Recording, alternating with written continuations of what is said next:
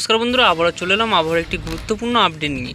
মঙ্গলবার দক্ষিণবঙ্গ জুড়ে ভারী বৃষ্টির পূর্বাভাস থাকছে। উত্তরবঙ্গ হবে ভারী বৃষ্টি। বাংলাদেশ পশ্চিমবঙ্গে বৃষ্টিপাত বাড়বে। মঙ্গলবার ভারী বৃষ্টির পূর্বাভাস থাকছে উপকূলের জেলাগুলিতে, বিশেষ করে পূর্ব মেদিনীপুর এবং দক্ষিণ চব্বিশ পরগনায়। তার সঙ্গে পশ্চিম মেদিনীপুরেও ভারী বৃষ্টির পূর্বাভাস থাকছে। ভোর থেকেই এই বৃষ্টির সম্ভাবনা থাকছে। এবং যদি আমরা দেখি বাকি জেলাগুলোতেও ভালো রকম বৃষ্টিপাত হবে, মাঝারি থেকে ভারী ধরনের বৃষ্টিপাতের সম্ভাবনা থাকছে।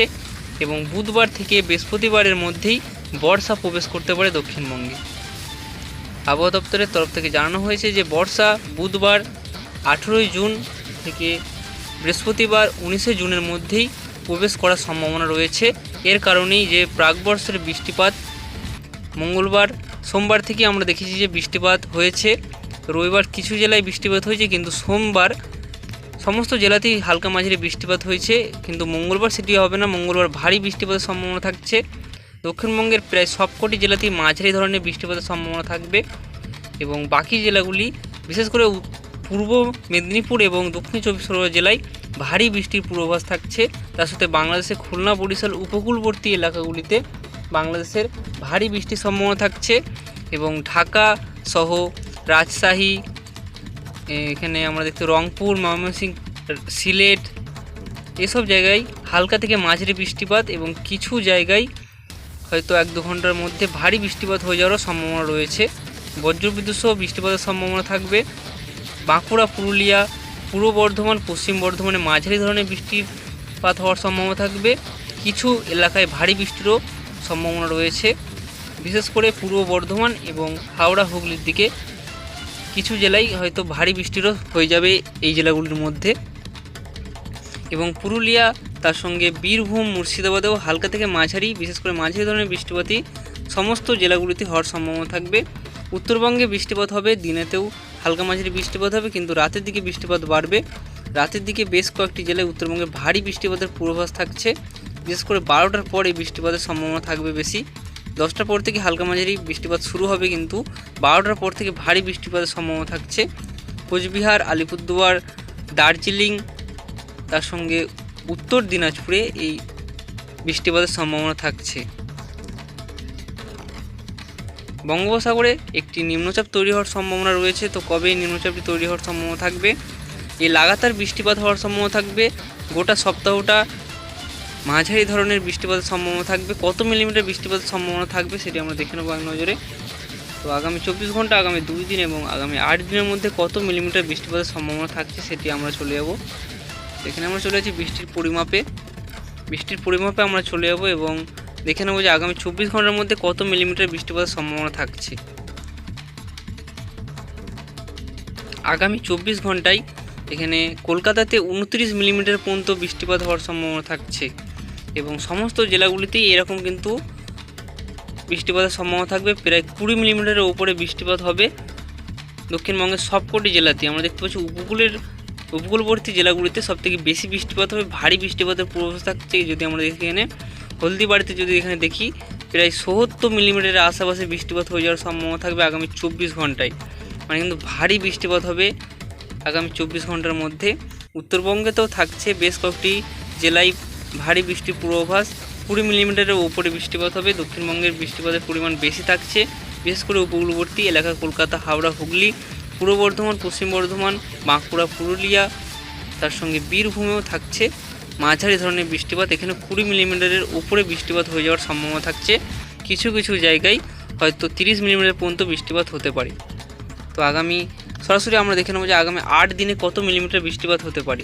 আগামী 8 দিনের মধ্যে যদি আমরা এখানে উপকূলবর্তী এলাকাগুলি, সুন্দরবন এলাকাতে দেখি, এখানে 337 মিলিমিটার পর্যন্ত বৃষ্টিপাত হতে পারে আগামী 8 দিনের মধ্যে। যদি আমরা কলকাতায় দেখি, তো কলকাতায় আমরা যদি দেখি, কলকাতায় 195 মিলিমিটার, মানে 200 মিলিমিটারের আশেপাশে কিন্তু এখানে বৃষ্টিপাত হতে পারে আগামী 8 দিনের মধ্যে। এখানে আরও কিছু পশ্চিমবঙ্গের দক্ষিণের দিকটা আমরা দেখে নেব। বর্ধমান শহরে 209 মিলিমিটার পর্যন্ত বৃষ্টিপাত হতে পারে আগামী 8 দিনের মধ্যে। শান্তিপুরে 230 মিলিমিটারের আশেপাশে বৃষ্টিপাত হওয়ার সম্ভাবনা থাকছে।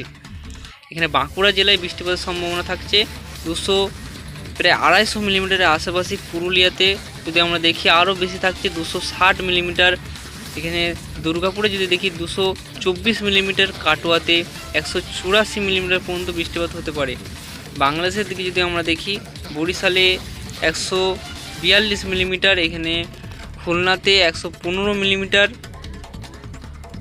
যদি আমরা আরও কিছু বাংলাদেশের যদি ঢাকাতে আমরা দেখি এখানে 122 মিলিমিটার, রাজশাহীতে 171 মিলিমিটার, কালায়ে 114, রংপুরে 177, তার সঙ্গে আমরা যদি দেখি ময়মনসিংহে 181 মিলিমিটার, সিলেটে যদি আমরা দেখি 141 মিলিমিটার পর্যন্ত বৃষ্টিপাত হওয়ার সম্ভাবনা থাকছে। যদি আমরা এখানে মহেশখালীতে দেখি 163 মিলিমিটার পর্যন্ত আগামী 8 দিনে বৃষ্টিপাত হওয়ার সম্ভাবনা কিন্তু থেকে যাচ্ছে। এরকম কিন্তু বৃষ্টিপাত আসতে চলেছে এবং ভারী বৃষ্টিপাত হওয়ার সম্ভাবনা থাকবে। যদি আমরা দেখি শুধুমাত্র পশ্চিমবঙ্গে নয়, দেশের বিভিন্ন রাজ্যে ভারী বৃষ্টিপাতের পূর্বাভাস থাকছে। বিহার, তার সঙ্গে যদি আমরা দেখি ঝাড়খণ্ড থাকবে ভারী বৃষ্টির সম্ভাবনা আগামী 8 দিনের মধ্যে। প্রায় 300 মিলিমিটার আশেপাশে রাজস্থানেও বৃষ্টিপাত হয়ে যাওয়ার সম্ভাবনা থাকবে। পূর্ব উত্তর ভারতের যেসব রাজ্যগুলি আছে আসাম, মেঘালয়, মণিপুর, মিজোরাম, ত্রিপুরাতেও ভালো রকম বৃষ্টিপাত হবে আগামী 8 দিনের মধ্যে। এখানে যদি আমরা দেখি একটু জুম করে নেবো আমরা, গুয়াহাটিতে যদি আমরা দেখি 217 মিলিমিটার পর্যন্ত বৃষ্টিপাত হওয়ার সম্ভাবনা থাকবে। এরকম কিন্তু আবহাওয়া থাকতে চলেছে আগামী দিনগুলোতে। দেশের বিভিন্ন প্রান্তে বিভিন্ন ধরনের বৃষ্টিপাতের পরিমাণ আমরা দেখতে পাচ্ছি। এবং এখানে আমরা যদি দেখি মুম্বাইয়ে 208 মিলিমিটার পর্যন্ত বৃষ্টিপাত হতে পারে। এবং কর্ণাটক উপকূলবর্তী এলাকাগুলিতে, কেরালা উপকূলবর্তী এলাকাগুলিতে বৃষ্টিপাতের পরিমাণ থাকবে ভালো রকম, 200 মিলিমিটারের ওপরে বৃষ্টিপাত হয়ে যাওয়ার সম্ভাবনা রয়েছে। এসব আমরা যদি দেখি এখানে গুজরাটেও ভালো রকম বৃষ্টিপাত হবে। গুজরাটেও আগামী 8 দিনের মধ্যে 100 মিলিমিটারের উপরে এখানে অধিকাংশ এলাকাতেই বৃষ্টিপাত হওয়ার সম্ভাবনা থাকবে। যদি আমরা এখানে দিল্লিতে দেখি, নিউ দিল্লিতে এখানে 83 মিলিমিটার পর্যন্ত বৃষ্টিপাত হতে পারে আগামী 8 দিনের মধ্যে।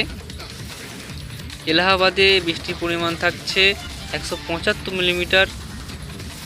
আরও কিছু শহরের আমরা দেখে নেব। বিশাখাপট্টনমে যদি দেখি বৃষ্টির পরিমাণ খুবই কম, 5 মিলিমিটারের আশেপাশে বৃষ্টিপাত হওয়ার সম্ভাবনা থাকছে। হায়দ্রাবাদে আমরা যদি দেখি এখানে হায়দ্রাবাদে 6 মিলিমিটারের আশেপাশে বৃষ্টিপাত হওয়ার সম্ভাবনা থাকবে। বেঙ্গালুরুতেও 10 মিলিমিটারের আশেপাশে বৃষ্টিপাত হওয়ার সম্ভাবনা থাকবে। ভুবনেশ্বরে 96 মিলিমিটার, নাগপুরে আমরা যদি দেখি 28 মিলিমিটার পর্যন্ত বৃষ্টিপাত হওয়ার সম্ভাবনা থাকবে। এরকম কিন্তু দেশের বিভিন্ন প্রান্তে বিভিন্ন শহরে কত মিলিমিটার বৃষ্টিপাত হওয়ার সম্ভাবনা আগামী 8 দিনের মধ্যে রয়েছে সেটি আমরা দেখে নিলাম। তো এখানে আবারও চলে যাব আমরা, এখানে মেঘমালাতে চলে যাব।